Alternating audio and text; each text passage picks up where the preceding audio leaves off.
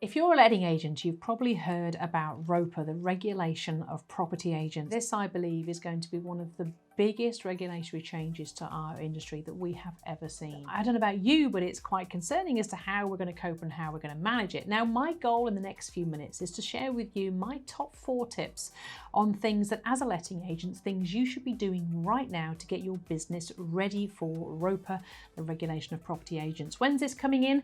Who knows? It's how long is a piece of string? Probably 2024, maybe 2025. All we do know is it is coming. So just to give you a bit of an overview, what is RoPA? Well, there'll be plenty of videos on what is RoPA, but basically it is a plan that across the industry, letting agency will be regulated. That means that we will all have to be qualified to a minimum standard. As directors, we will have to be qualified to a higher standard, and we will all have to operate to a very high level of quality. Now, the challenge with that, of course, is getting all of our staff qualified. And that's the bit I want to focus on here, because I don't know about you, but finding staff, hiring staff, recruiting, training, and keeping staff is a big challenge.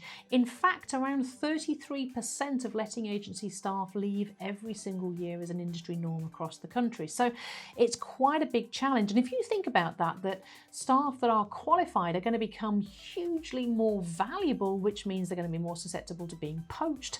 We're going to have to work harder to keep them. And with RoPA, remember, you're not going to be able to even let them answer the phones if they're not actually qualified. So we can't do that. Anybody got any friends, recruitment thing, that we here in letting agency are so good at? So my top 4 things of what you need to do to get your business ready for RoPA and build a system that will take you into RoPA and beyond. So number 1, my belief is that we need to really focus on recruitment. Now, over the years, I've been a letting agency for 30 years. I've run franchise network. I'm a former president of Arla. So I'm speaking on behalf of literally talking to thousands of letting agents and my own experience. Letting agents tend to just recruit whoever they can. It seems to be who knows someone, anybody got a friend, someone's got half a year of experience they'll do, and then we try and make them fit. Now, of course, with RoPA, that's not going to be possible. So we need to have a really good, robust recruitment system. I don't know about you, but when I put an ad out on Indeed, let's say, and I get 300 CVs, I tend to get snowblind and give up probably after about 15 or 20 CVs, and then you tend to just try and end up picking the best one you've seen so far. That's not the answer. So what you need to do is build a really robust system. So I've created this recruitment system. I'm just going to share a little bit of a snippet with you here to give you an idea. Create a system. So the CVs that you see on Indeed, each one of those is emailed with your application form. Why am I saying that? One of the things that I find really weird about recruitment is that as employers, we chase the applicants. We read their CVs, we assess whether they're suitable, and then we phone them and we ask them for an interview, and they may or may not answer us back. How about if we completely turn those tables around and we got the applicants chasing us? Let's think about this. If you had 300 applicants and you got them to chase you by filling out your application form, filling out your validation form, and booking a culture fit interview with you on Zoom, and them taking the lead on that, how many do you think that would narrow it down to? And I can tell you the answer. You'll narrow the applications down to around 10% of the initial interest, and you'll end up with Zoom calls with around 5%. Now, what that means is instead of 300 people to look at, you will receive 30 of your applications completed, and you will end up with about 15 people interested in Zoom calls. What means is that you've actually got 15 people that are really keen to work for you. So the second thing, all right, the next thing that we need to do, because of the regulations, the training requirements, and the huge amount of legislation that our guys need to learn now, or will need to learn, we need to have a really robust onboarding process. Now, I'm not talking about where's the fire alarms and where's the smoke detectors and this is what, all that sort of stuff. That's not what I'm talking about. Yes, that is important. But what I mean here is, what training does a negotiator require?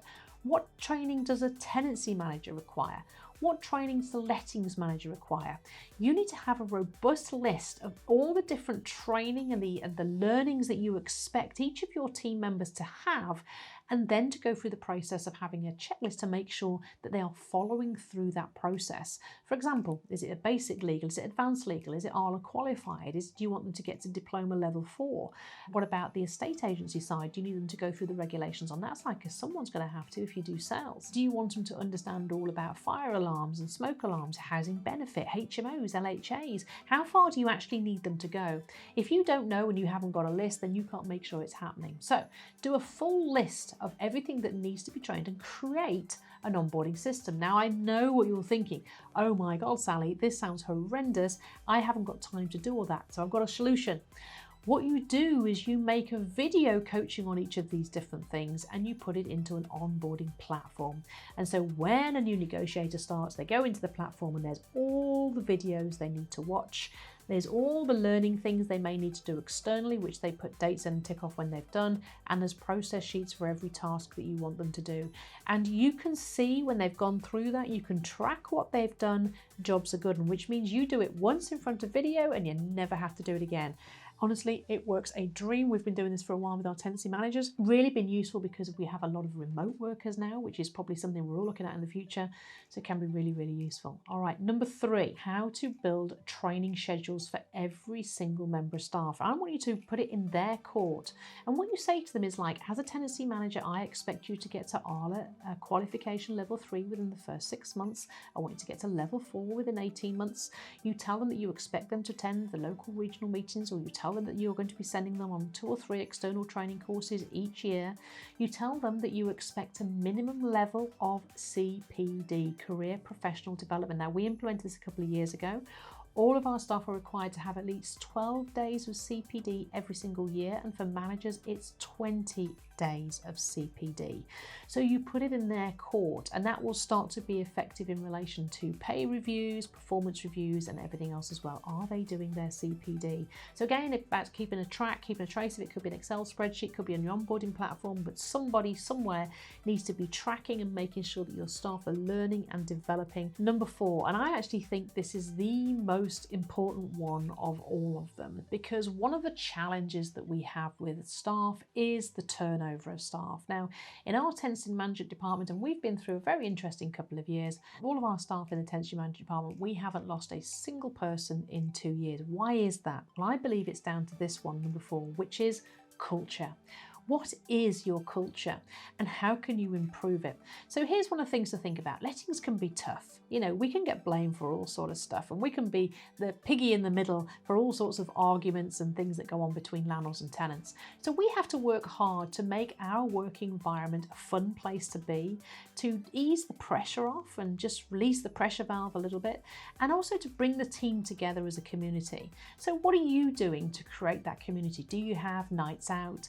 Do you have like staff days out? Do you have nice Christmas do's? Have you got a fun, funky environment? Is someone lightening the load, making sure the communication is positive? There's a lot there. I know there's a lot to think about. I'll give you some examples of some of the things we do.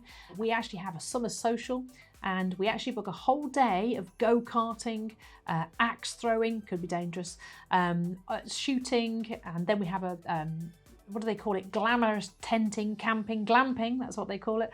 And we have a barbecue and drinks, and it all gets a bit raucous, but it's a great time. We include lunches here at work, so they get all the food, snacks, and we even have a drinks cabinet, and quite often at 5 o'clock we'll all have a beer and have a drink together. So what can you do? Just simple little things to bring that company culture that makes your place a fun place to work. We also allow flexible working as well. A lot of our team work from home by choice, and they come into the office when they want to. So they can work from here, they can work from home, it's up to them, they choose. We obviously have our training days and meetings together as well. So number 4 is to think about culture and how you can really improve that culture, and thinking what the employees, the staff, the team want, and how you can give that to them. The world has changed, and it has changed a lot in the last few years, and we as employers need to evolve and change with it as well. So I hope you found this useful, but before you go, there's loads more videos like this coming on. We're going to be releasing these every single week, and if you want to actually have a call from one of our team to help you perhaps work on some of these issues, I have a few slots every month I put aside just to help and serve our community. So all you have to do is click below, you'll see a schedule call link, just click that that, book a time in, and one of my expert growth team will be able to help you and spend a little bit of time with you. I hope you found this useful. Don't forget to like, hit subscribe, click the notifications button, comment below, and make sure you book a scheduled call, and I'll see you next video. Thank you.